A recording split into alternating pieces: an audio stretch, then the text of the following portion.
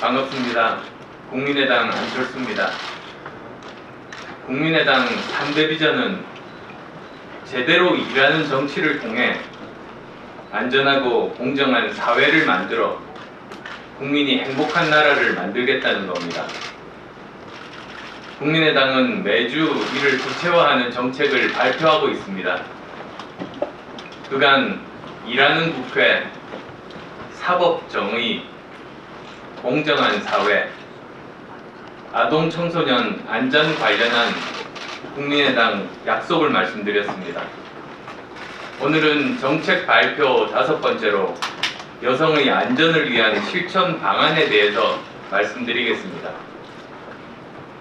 월요일에 아동 청소년 안전에 이은 안전한 사회를 만들기 위한 2번째 공약입니다. 여성 안전 문제는 여성의 문제가 아닙니다. 인간으로서 누려야 할 가장 기본적인 권리에 대한 문제입니다. 현재 수많은 여성들이 화장실에서 불법 촬영을 당하고 있고 사적인 이미지와 영상이 인터넷으로 유포되고 성적 자기 결정권이 무시된 채 성관계를 강요당하고 혼자 사는 집에 침입자가 쳐들어오고 배우자나 연인이었던 사람에게 폭력과 죽임을 당합니다. 생명과 신체를 보존할 권리, 자신의 신체를 자신의 의지대로 사용할 권리, 사적인 공간과 시간을 침해당하지 않을 권리, 개인정보를 공개하지 않을 권리 등 민주주의 사회에서 보장받아야 할 인간으로서의 기본적인 권리를 보장받지 못하고 있습니다. 기존의 낡은 법과 제도를 바꾸고 여성 안전에 대한 사회인식 개선이 이루어져야 합니다.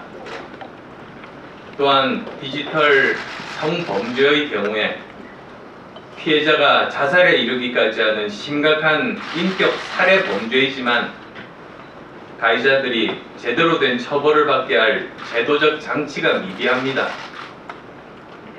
예를 들어서 최근 N번방 사건과 같이 디지털 성범죄는 시청자가 단순히 불법 촬영물을 시청하는 것에 그치지 않고 범죄의 구성 요소로서 적극 가담자로 개입하는 양상으로 변모하고 있습니다. 따라서 SNS 방식으로 변화하는 디지털 성범죄 양상과 함께 처벌 대상을 시청자까지 확대하는 법안이 필요하다고 판단합니다. 안전해야 우리는 행복을 누릴 수 있습니다. 안전은 인권과 복지를 위한 기본 중의 기본입니다. 안전은 위험사회인 21세기 국가가 책임져야 할 가장 중요한 문제입니다. 여성이 안전한 사회를 만들기 위해 국민의당이 21대 국회에서 추진하고자 하는 5대 정책을 말씀드리겠습니다. 첫째, 선진국 수준의 스토커 방지법을 추진해서 범죄를 사전에 예방하고 여성이 안전한 사회를 만들겠습니다. 성범죄의 경우 온라인 스토킹하거나 집 근처를 배회하거나 우편물을 뒤지거나 쫓아오기, 신체 접촉, 집에 침입하는 등 스토킹이 선행되는 경우가 많습니다. 그러나 우리나라는 다른 선진국들과 달리 스토킹과 관련해서 별도의 법적 규제가 없었습니다. 우선 스토커에 대해 임시 접근 금지 명령 절차를 신속하게 처리할 수 있도록 간소화하고 여기에 이메일, 전화, SNS까지 포함하도록 하겠습니다. 또한 미성년자에 대한 스토킹, 무기 소지, 반복 행위에 대해서는 가중처벌하고 상습 스토커는 강력한 징역형으로 처벌하는 등 선진국 수준으로 처벌을 강화하겠습니다. 둘째, 가정폭력처벌법을 전면 개정해서 가정폭력을 엄벌하겠습니다. 1997년에 제정된 가정폭력처벌법의 목적은 가정의 회복이었습니다. 그러나 이제는 피해자 보호를 목적으로 하는 전면적 개정이 필요합니다. 우선 가해자와 혈연이나 결혼으로 연결된 사람, 가해자와 사이에 자녀가 있는 경우, 동거했었거나 동거 중인 경우, 데이트 상대이거나 상대였던 경우, 즉 데이트 폭력까지도 포함해서 대상을 확대하겠습니다. 피해 범위도 WHO 기준인 신체적, 정서적, 성적 폭력과 함께 상대방을 통제하고 조종하려는 행위도 가정폭력으로 포함시키겠습니다. 가정폭력 처벌법에 가해자와 피해자를 즉시 분리시키고 임시접근 금지 명령의 신속 처리가 가능하도록 절차를 간소화하며 이메일, 전화, SNS까지 포함되도록 하겠습니다.